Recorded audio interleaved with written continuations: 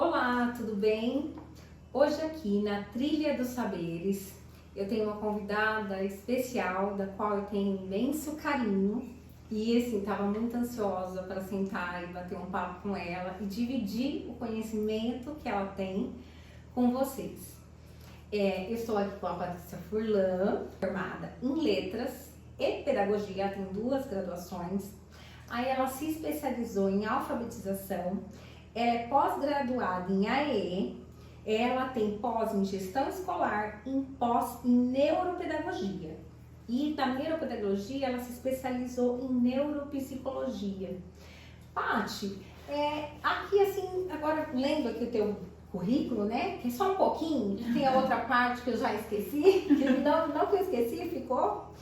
Mas vendo aqui o teu currículo, você fez letras, você chegou a trabalhar com letras ou não? Sim, trabalhei. Olá pessoal, boa tarde, né? Trabalhei, né, na parte de letras da língua portuguesa, trabalhei por 4 anos. Você chegou a dar aula Dei sim, Fundamental 2, né? Fundamental 2, ensino médio, trabalhei acho que uns 3 anos com ensino médio também, logo no começo da minha formação, mas descobri assim que a alfabetização era o meu encanto, o meu amor, que eu sempre foi a mesma quis. Coisa. O meu trajeto foi mais ou menos parecido. Eu fiz biologia, mas com a intenção de trabalhar como bióloga.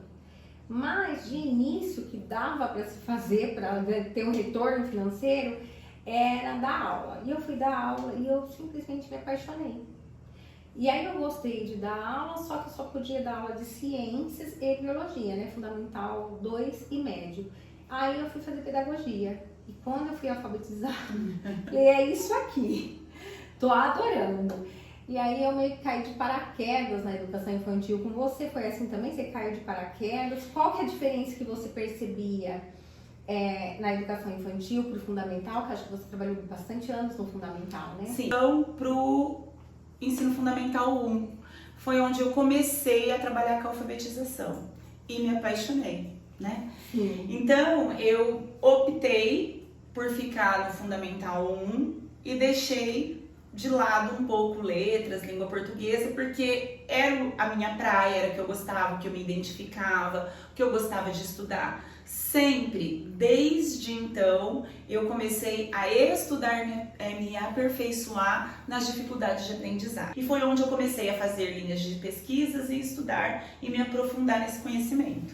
Então, o que eu acho bem legal, porque quando eu fui ali para o fundamental, já mudava toda a estrutura. Sim, totalmente. Né? Que ali você já tem uma percepção, porque a gente se forma professora, mas a consciência que a gente tem é do momento que você está. Então, se você se forma com 22, 23 anos, você acha que tudo se desenvolve igual você está naquele momento. Vou explicar. Por exemplo, uma pessoa de 23 anos, ela não precisa que ninguém explique para ela que tem uma linha no caderno e que ela tem que se manter dentro da linha. Exatamente. Você já sabe.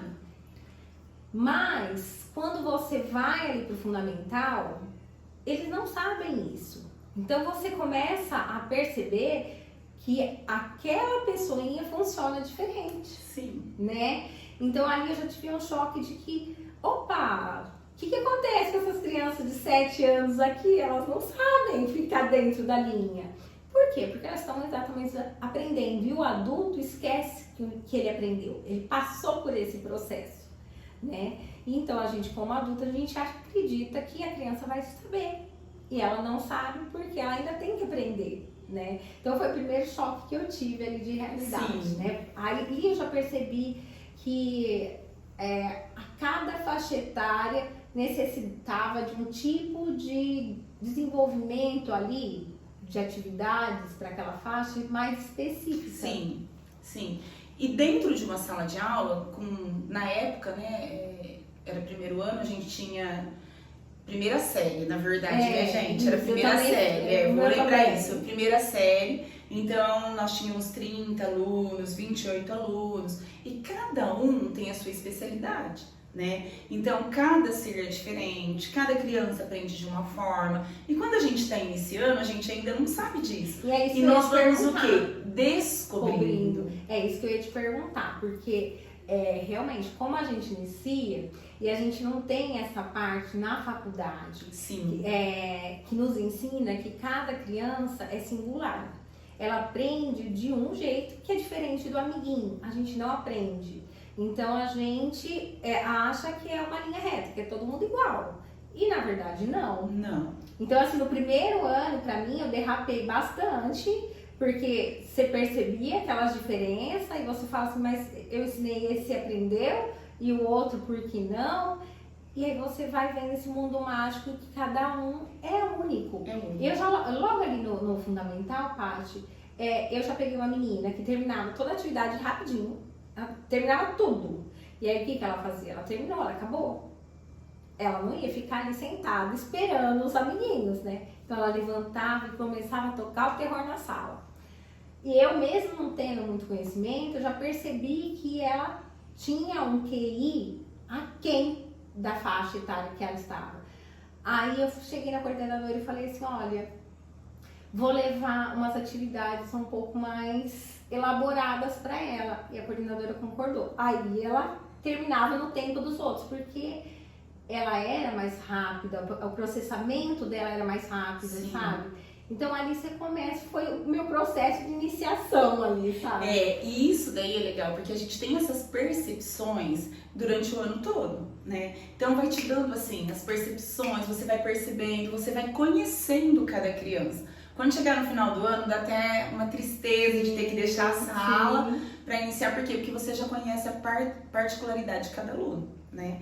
E você já sabe, aquele que precisa mais da sua atenção, aquele que consegue sozinho, aquele que você pode colocar para te ajudar, para ajudar o coleguinha, para ser auxiliar. Então, tudo isso é um conhecimento que a gente só consegue ter no que? Na prática, vivenciando, né? Então, por isso que hoje, quando eu dou mentoria de alfabetização, eu sempre oriento da seguinte forma: gente, vamos ser o mais explícito possível desde o início. Não tem problema se a criança já sabe, mas vamos repetir. Quantas vezes? Uma, duas? Quantas forem necessárias. E assim, olhar, ter aquela visão, a necessidade, porque às vezes a criança tem aquela necessidade que a gente olhe para ela, o que ela gosta, né? Teve eu acho que foi no ano de 2005, 2006, que eu tinha um aluno que não aprendia. Bom, não aprendia. E a gente tinha aquele tempo, né, de HTPI, que a gente ficava na sala. Catei o histórico do menino, fui lendo, fui vendo. O que ele mais gostava? De comidas. Bom, então o que eu vou proporcionar para ele? Lista de coisas que ele gosta de comer. E aí a gente começou a trabalhar isso. Comida é algo, alimento, algo que todo mundo gosta, e vamos pesquisar, vamos fazer, e começamos. Quando chegou isso daí foi mais ou menos em julho. Quando chegou no final do ano, ele saiu alfabético. Então por quê? Porque aquele interesse. Dá para fazer com cada um? Depende. Tudo depende do seu planejamento, do seu conhecimento, da sua abertura, do seu envolvimento como aluno. Porque é importante você conhecer o seu aluno. Sim, né? Sim, porque não adianta, cada aluno é único. E o professor que acha, né, que um só jeito de ensinar é o correto, e infelizmente ele vai derrapar bastante, porque não, né? Não funciona assim. Não funciona assim. E depois, né, eu tive a oportunidade de ir passando por todas as mudanças, todos os processos. Depois já não era mais série, era ano, né? E aí veio a BNCC, que nos deu um norte, que foi muito mais fácil de trabalhar, né? Porque a gente já tinha um parâmetro. Então, tudo isso foi inovando e nós fomos vendo o quê? Que a educação foi ganhando força. Né? Por quê? Porque antes, quando eu comecei lá em 1995, pouco se falava inglês, né? E depois tudo isso foi modificando. Hoje, perto da educação que a gente tinha em relação aos currículos, às leis, a gente percebe o quê? Que teve um grande avanço. Você sabe, uma coisa que eu queria te perguntar é se lá atrás já se falava assim sobre os transtornos, tipo o autismo, o TDAH, o disléxico, né, a descalculia, se já ouvia, né, porque eu tenho pra mim que isso ganhou força, assim, pra mim, a grosso modo, nos últimos 7 anos. Lá, quando você trabalhava, já tinha esses assuntos? Você já sabia que tinha um aluno autista na sala, um aluno com altas habilidades ou não? Na verdade, assim, né? Sempre teve os transtornos, mas a gente tinha pouca informação. Como eu sempre fui muito curiosa e sempre me despertei para essa área, então eu pesquisava muito junto com uma coordenadora maravilhosa que eu tive, assim, que nos trazia muita novidade nas HTPCs. Entendi. Então, o momento de HTPC pra gente era realmente de estudo. Então, ela trazia muita coisa, trazia muita informação, né? Naquele tempo, a gente não ouvia autismo, né?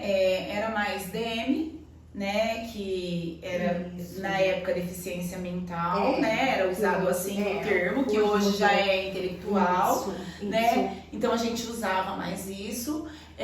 Ouvia-se dislexia, mas pouco a gente conhecia. Então, quem tinha o conhecimento é porque ia realmente buscar, ia fazer uma pós-graduação, ia fazer um curso extra para procurar. E a gente, assim, dentro daquela unidade escolar, a gente se especializava muito, né? Então, não era tão, por exemplo, tão falado, não tinha tantas informações. Mas dentro daquele nível, a gente já tinha, sim, algum conhecimento. Porém, não havia tratamento. Por quê? Porque naquela época, os postinhos de saúde não tinha fono. Sim. Não tinha psicólogo, não tinha, né? Não tinha uma continuidade que dava o quê? Que dava um retorno para você. Sim. Então, às vezes, a gente fazia a cartinha, a gente encaminhava, mas você não tinha um retorno. Hoje, nós temos um retorno. Às vezes, pode demorar 2, 3 anos. Exatamente. Né, gente? Porque não é do dia para noite. Não. Porém, a gente já tem o conhecimento, né? E a gente já tem algumas estratégias para trabalhar. Hoje a gente já tem esse conhecimento.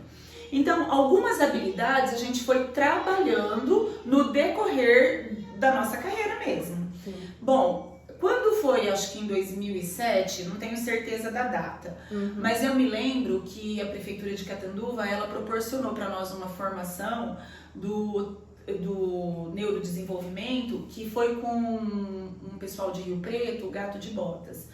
E essa formação era feita de sábado, o dia todo, eu me lembro assim, que não era obrigatório, né? Quem queria ir participar, né? Então só ia mesmo quem tinha realmente interesse.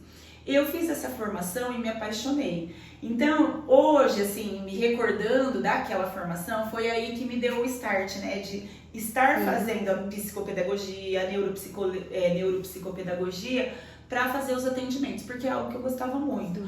E foi daí que a gente descobriu o quê? Que o professor sozinho não podia fazer nada. Ele precisava do quê? De uma equipe multidisciplinar. Então, o professor é a peça-chave fundamental. Por quê? Porque é ele que percebe a dificuldade do aluno, comunica aos pais e através dos pais, do conhecimento dos pais, da aceitação dos pais, que é muito difícil. A gente vai falar sobre isso. Eu vou te perguntar sobre isso, porque é algo que eu acredito que tem dois lados, né? Sim. Então, assim, que nem hoje que a gente vê bastante, né? E uma coisa, Paty, que a gente ouve, escuta muitos colegas falando, é que, nossa, mas nunca teve tanto autista, nossa, nunca teve tanto TDAH. Mas eu acredito que tinha. A gente só não sabia nomear, porque não estava assim nessa linha de estudo, né, de pesquisa. Hoje a gente tem várias pesquisas, estudando, trazendo informação pra gente. Então, antigamente não tinha tudo isso, né? Foi o que a Paty falou. Para ela, precisou a rede, né? A rede de Catanduva trazer essa informação através do curso Gato de Botas para despertar, né? Sim. A gente já tinha estudos e conhecimentos, mas esse foi realmente o que despertou o quê? Multidisciplinaridade, né? Então, tipo, de trabalhar junto com outros profissionais. Sim. Fono, neurologista, psicólogo, psiquiatra, porque o professor sozinho não alcançava. E lá atrás, o que atingia a culpa? Não atingia as metas? A culpa era do professor sempre. Sim. Então, por exemplo, 30 crianças, 5 não era não eram alfabetizadas, o mérito, né, não era o positivo do professor que conseguiu 25, mas sim aquelas 5 que não foram alfabetizadas. Um exemplo. E depois a gente começou a estudar sobre isso e as coisas foram melhorando e foram se desenvolvendo. Hoje nós temos os acompanhamentos, né? Sim, a rede de apoio, né? A rede de apoio. É uma rede, né? E antigamente, o que acontecia? Esperava-se a criança entrar no ensino fundamental para encaminhar. E hoje a gente vê o quê? Que a intervenção precoce é fundamental. Exatamente. Então vamos supor, uma criança de 2 anos, dentro do marco do desenvolvimento, quantas palavras ela tem que falar? Há cerca de 200 palavras. Se você é uma berçarista, está num B2, vou dar um exemplo, a criança, você percebe que ela fala 30 palavras, qual é o seu papel? Encaminhar. Mamãe, né? Não, primeiro para a direção, leva, expõe, chama junto. Nunca o professor faz sozinho, sempre com o apoio da direção. E explica, mamãe, mas é assim, olha, o seu filho tem dificuldade? Não, mamãe, olha, dentro da nossa linha de trabalho, do marco de desenvolvimento da pediatria, né, dos médicos, fala que a criança tem que falar 200 palavras com 1 ano e 8 meses a 2 anos. Seu filho fala a cerca de 30 palavras. Então, é bom levar na fono, para saber o que está acontecendo, para ter um acompanhamento. Por quê? Porque algo não está certo. Porque assim, é bom a gente falar, porque nós vamos tocar no assunto do TEA, né? Nós vamos falar. E eu quero muito, Paty, chegar num ponto com você em que você tem a experiência, tanto a prática ali na escola, como você tem a experiência também clínica hoje. Sim. Então, o que a gente chegou num ponto bom aqui? Porque o que eu percebo como profissional, né, dando aula? Você percebe, hoje a gente já estudou, já sabe que o aluno tem que falar 200 palavras a partir dos 2 anos de idade. 1 ano e 8 meses a 2 anos. Isso, me corrija por favor. Não, tá certo, é isso mesmo. Então, a gente percebe que não acontece, a gente comunica o diretor, tem todo, né, um processo para que isso aconteça e comunica a esse pai. Mas o que a gente tem que entender é o seguinte, muitas vezes o pai não vai entender essa informação. Porque se ele tem um único filho na casa dele, ele leva ao médico e o médico diz para ele, olha, cada criança tem seu tempo, ele não está como professor exposto a várias crianças, porque a gente tira a base.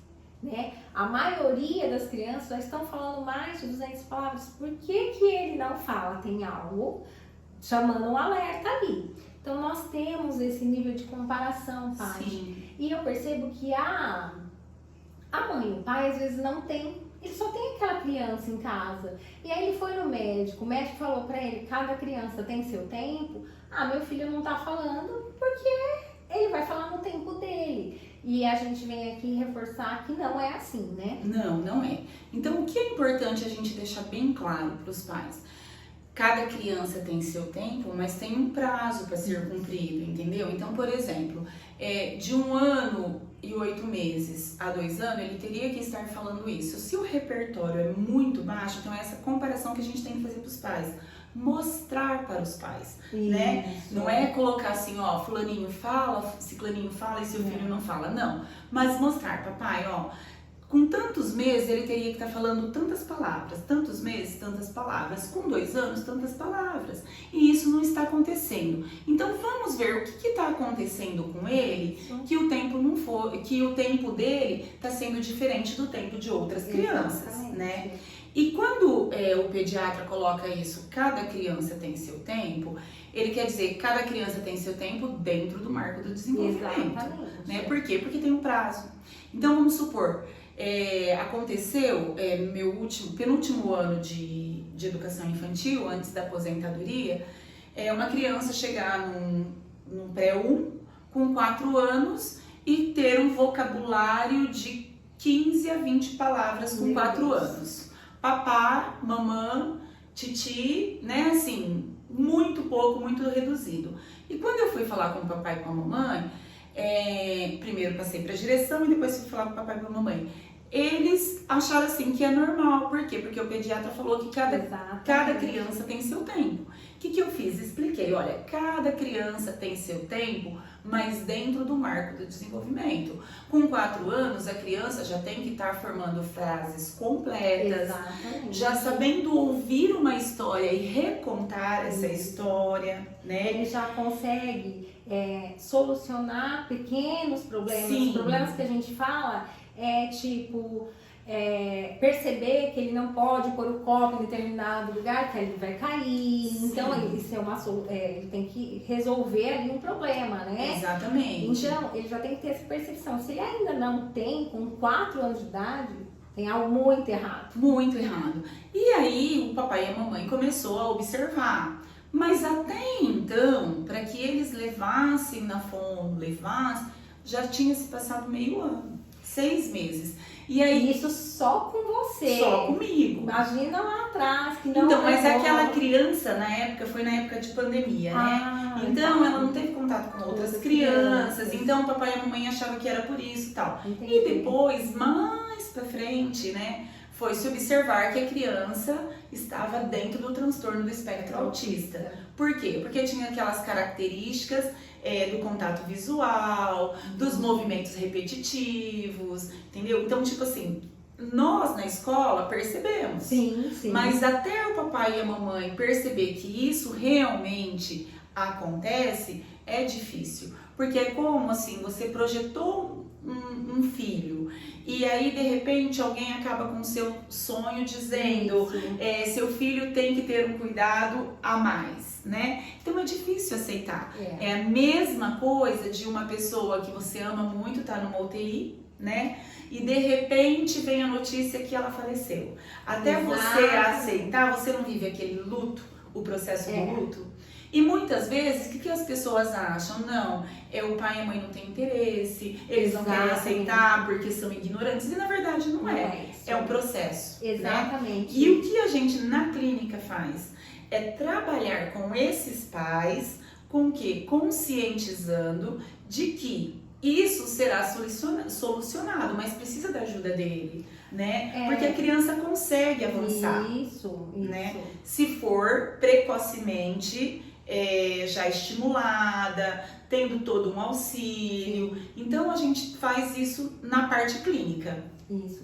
E Paty, ali na tua experiência ali na clínica, você já pegou algum pai que tipo, você chegou e falou, papai, é autista, e o papai não trouxe mais pra você? Olha, na verdade assim, quando eu faço a intervenção, ele já vem com o laudo, né, com o neuropsicológico pronto. Entendi. Então, geralmente, o pai não aceita muito, mas a gente vai conversando e ele vai aceitando, porque quando é a parte da intervenção. Quando nós fazemos o neuropsicológico, juntamente com a equipe, com a psicóloga, e a gente vai dar o laudo, muitas vezes já aconteceu.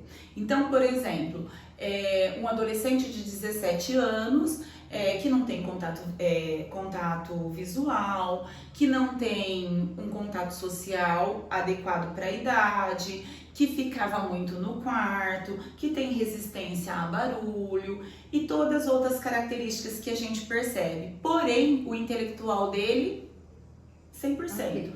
Consegue nota na escola, mas sempre foi aquela criança muito quietinha, que não gosta de festa, que não gosta de barulho e tal. E andava no ponta de pé quando era pequeno, mas para os pais isso naquela época, como não se ouvia, era normal.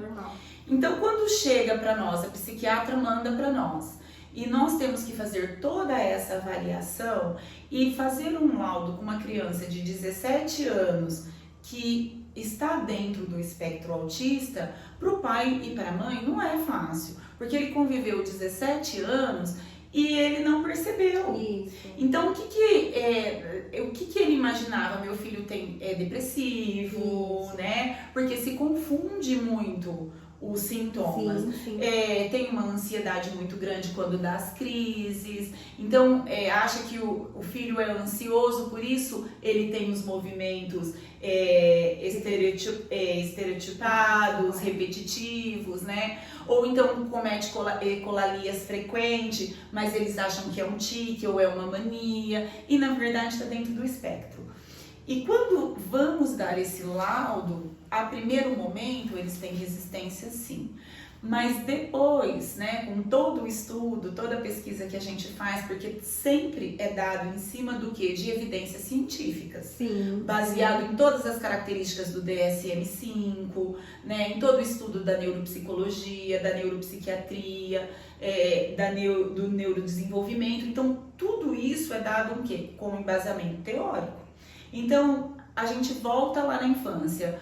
Mamãe, você lembra, né? Quando ele era pequeno, você lembra se ele chorava muito e dormia pouco? Aí ela falou assim, nossa, é verdade, mas eu nunca pensava, achava que era manha. Você lembra se na escola ele não queria ficar junto com as crianças, ele preferia ficar brincando sozinho? Sim, mas é porque ele era muito tímido. Então, sabe, sempre tem alguma coisa. Então, sempre tem algumas características que percebe. Porém, eles não dão o nome correto, porque naquele tempo, há 17 anos atrás, a gente pouco ouvia falar. Tinha, mas pouco ouvia o diagnóstico. A divulgação. Né? A divulgação. A ideia era muito pouca. Então, na verdade, assim, tivemos já casos com pessoas, com crianças, né? De 9, de 10, de 8, de 4, de 5, já tivemos muitos casos.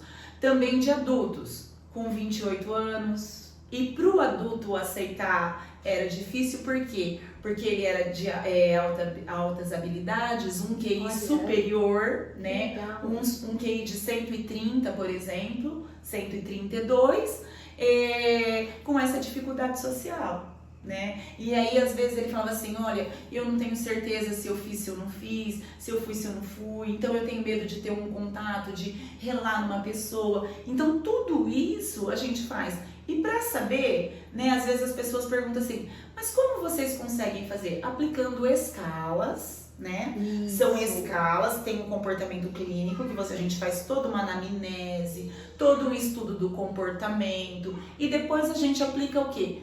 Escalas, que são o quê? São tipo testes mesmo, que são questões que a própria pessoa, se for adulto, vai responder, e se for criança, quem responde são os pais e os professores. Bom, o que é muito importante? O professor ter um olhar diferenciado, porque nós, na equipe multidisciplinar linear, o que a gente sempre leva em consideração? Levamos em consideração os pais, porém, mais em consideração os professores. Por quê? Porque é dentro da escola que ele convive com 30, 20, 25 crianças. Isso. E com o pai, às vezes 2, 3, tem manias. Que foi naquele ponto que eu te falei, para os pais às vezes se torna mais difícil perceber, né? Sim. Porque ele só tem aquela criança, às vezes aquela criança é única no meio de vários adultos. Agora, para o professor, isso fica muito claro, né? Sim. Então, agora, Paty, eu vou pegar um ponto, né? Eu vou puxar um ponto que a gente falou sobre TEA, como que os pais reagem, né? Quando descobrem que o filho é TEA, você disse que dá um apoio. A gente tem que respeitar o tempo do pai, né? Dos pais ali, porque eu respeito muito isso, né? Porque assim, eu passei por uma experiência, você passou junto comigo, de a gente ter a desconfiança que a Lívia era disléxica. Sim. Né? E quando se levantou-se essa hipótese que minha filha poderia ter dislexia, pra mim foi difícil. Pra mim foi difícil porque eu falei assim, pra ela vai ser um pouquinho mais difícil, né? Como diz meu marido, ele usa uma expressão muito boa, né? Quando você tem dificuldade em algo, o que você tem que fazer? Para chegar no mesmo ponto que o outro, você tem que começar antes a correr. Sim. Né? Mas isso não quer dizer que você não vai chegar lá, né? Que uma pessoa com transtorno não chegue. Mas nesse meio do caminho, tratou-se a Lívia, descartou a hipótese de dislexia, fizemos, né, o neuropsicológico, nós fizemos pelo plano e a Paty veio fazendo a intervenção com ela. Bom, pra mim foi difícil, então eu entendo os pais, sabe? Quando eu percebo aquela rejeição, que o pai não aceita, não, meu filho não é por isso, porque você fala assim, nossa, vai ser mais difícil pra ele chegar lá. Mas papais, chega. Independente do transtorno, todos chegam. Até porque é aquilo que eu falei com a Paty, nenhum de nós somos igual ao outro. Então, todos temos capacidade. Às vezes vai ter um obstáculo um pouquinho a mais, mas consegue. E aí, Paty, eu queria tocar no ponto, é que eu descobri o ano passado que eu tinha TDAH. E fui correndo falar pra minha amiga, né, que ela é especialista em TDAH, a Teia. Então eu fui correndo falar com ela que eu tinha TDAH.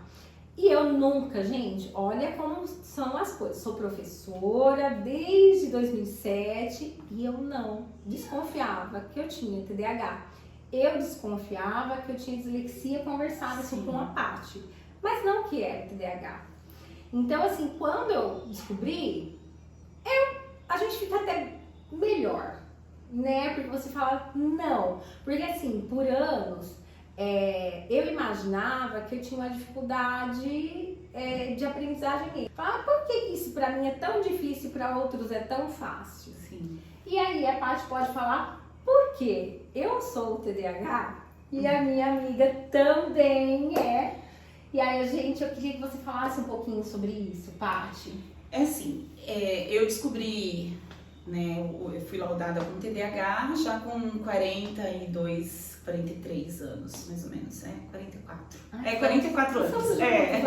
44 anos, mas assim, pra mim, eu já aceitava um pouco mais, né, porque, na verdade, eu que fui descobrindo as minhas características. Então, por exemplo, na escola, na época de... Porque você estava já nesse processo de estudo, Isso, né? Exatamente. Foi assim. Eu sempre percebia que eu tinha algo diferente e que não era igual às pessoas, os outros amigos, porque a gente faz essa comparação. Apesar de eu sempre tirar nota muito boa, sempre fui uma boa aluna, tinha muita facilidade em português. Em português, eu fui buscada, a gente buscando, né, o autoconhecimento, eu fui pegar meu boletim, ensino fundamental e médio, gente, do início ao fim. Em português era C. Então, quer dizer, eu sempre apresentei. Lá atrás eu já apresentava dificuldade. E aí, conforme foi passando o tempo, né, eu sempre procurava, já fazia tratamento, né, neurológico, porque sempre fui um pouco ansiosa e tal. E aí eu sempre fui, assim, pesquisando. E eu falava assim, nossa, alguma coisa em mim não é assim, sabe? Eu tenho alguma dificuldade, mas eu não sabia o que era.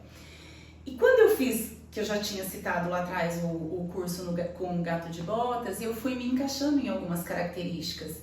E até comentei com a minha coordenadora que estava do lado. Eu falei, nossa, eu acho assim que eu me encaixo tanto assim, com tantas características dentro do transtorno do TDAH, né? Ainda ela brincou e deu risada, né? Assim, ela falou assim, mas se a gente for analisar, né? Ela falou assim, por conta da distração, às vezes de algum esquecimento, alguma coisa assim.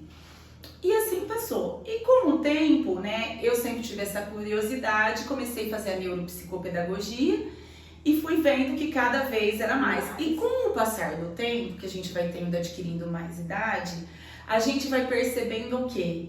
Que a gente vai ficando com mais dificuldades na atenção se isso não for trabalhado. E aí, fazendo a neuropsicologia, a gente tem acesso às escalas. Sim. E aí eu falei, bom, eu vou aplicar esse teste em mim aqui pra ver como que é, né? Não é o mais correto. Não é o mais correto, mas sabe assim, fui fazendo, nossa, eu tenho essa característica, essa. De desatenção, me encaixei em 4, né? De hiperatividade, me encaixei em 5, então, tipo, positivo.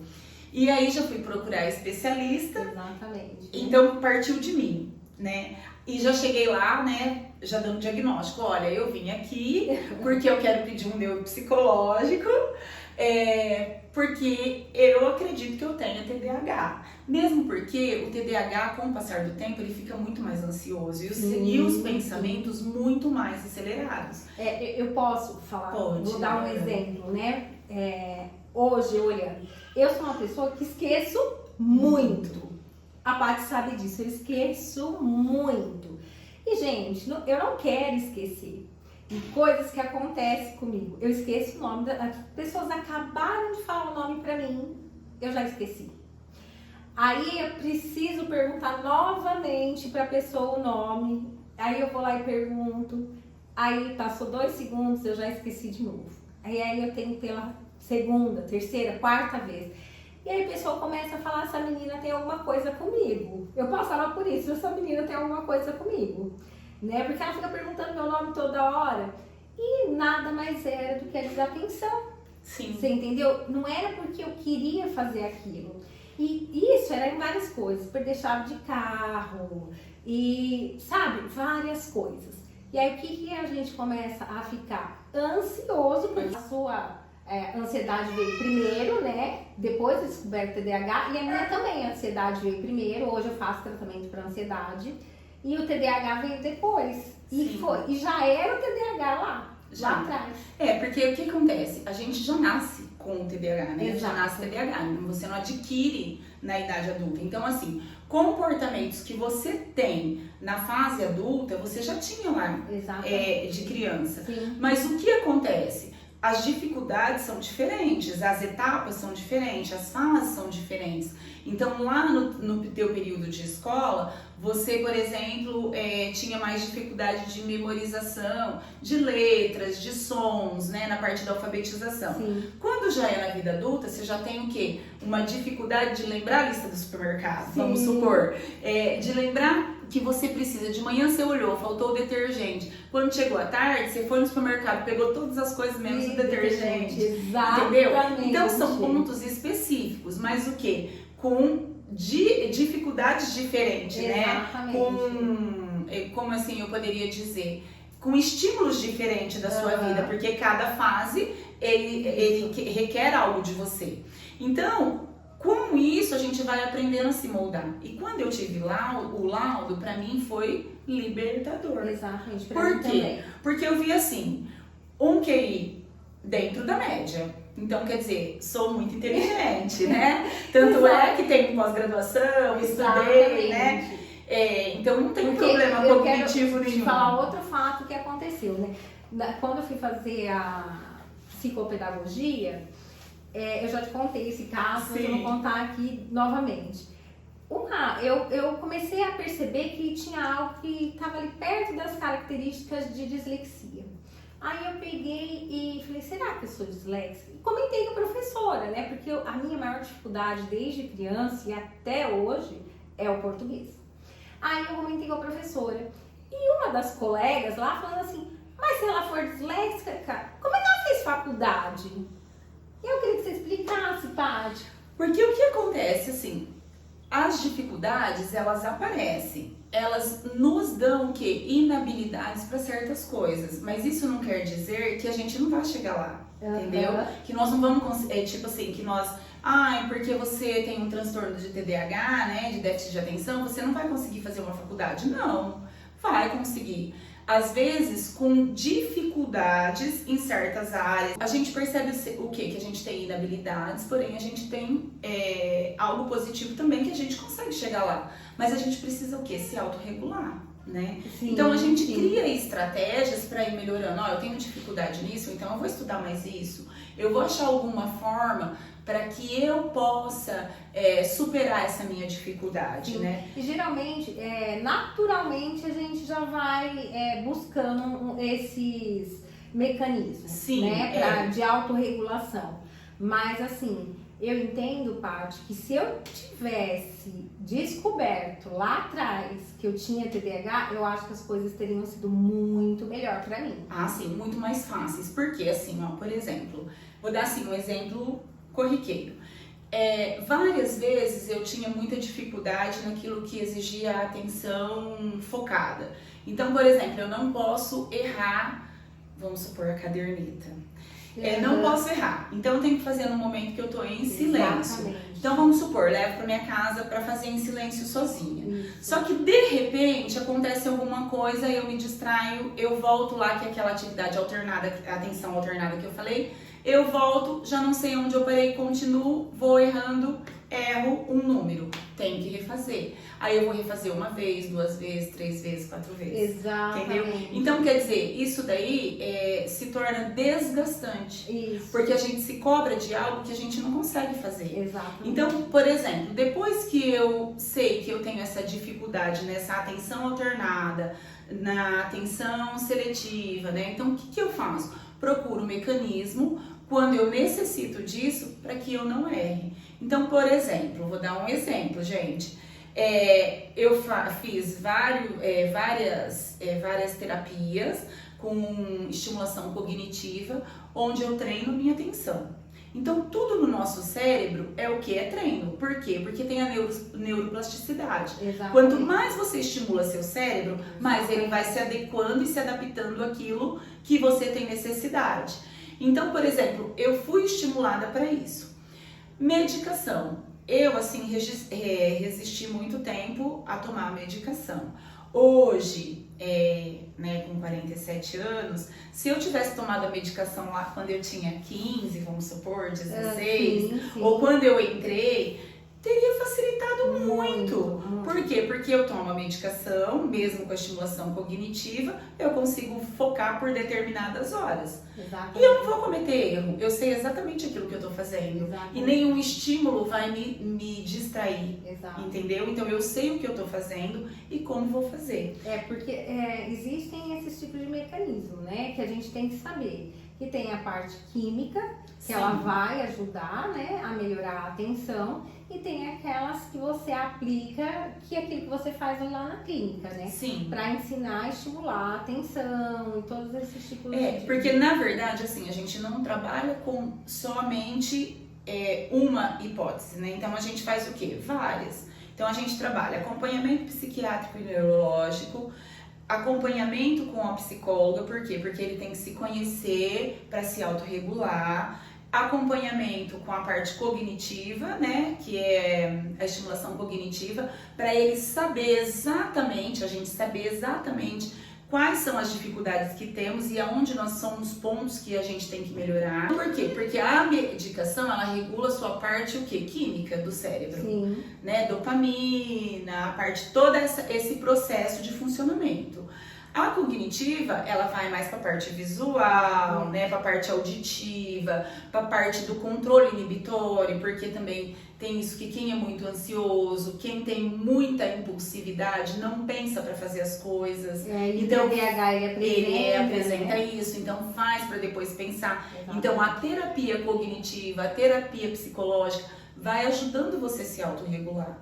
E a medicação? E a medicação vai te dar a função química que o seu cérebro não produz, né? Exato. Então, por exemplo, organização espacial você melhora, organização de memória de trabalho melhora, tudo vai melhorando, tudo vai se encaixando, né? Então você consegue regular dessa forma.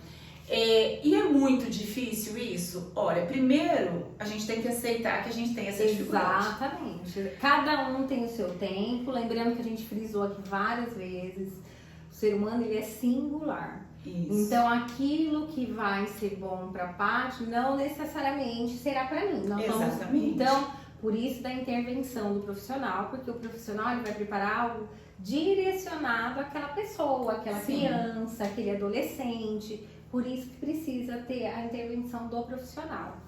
Paty, eu queria estender muito o nosso papo. Você sabe que eu adoro, né? Sim. Mas o nosso tempo está esgotando aqui. E eu queria, assim, muito agradecer. Eu queria, mais pra frente, que você voltasse pra gente ter essa conversa de novo. Eu acho muito importante, eu acho suas conversas muito esclarecedoras. Tá? É um bate-papo que nós tivemos aqui. A gente tinha, quando eu ia buscar minha filha, né, nas intervenções que ela tinha com a Patrícia, aí a gente ficava lá um tempão. Eu falei assim, não, nós precisamos levar essas conversas, essas dúvidas para mais pessoas, dividir com mais pessoas, né? E essa é a intenção, Paty, Na Trilha dos Saberes.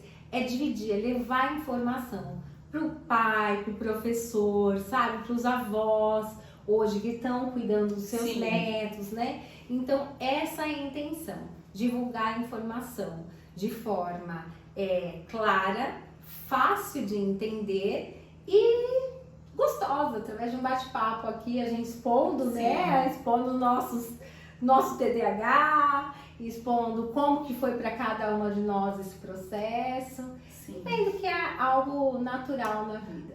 Porque todo mundo passa por um processo, né?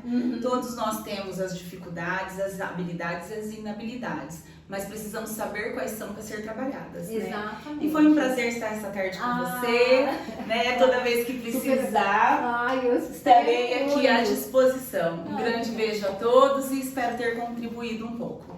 Obrigada novamente. Beijo, pessoal. Obrigada por estarem aqui.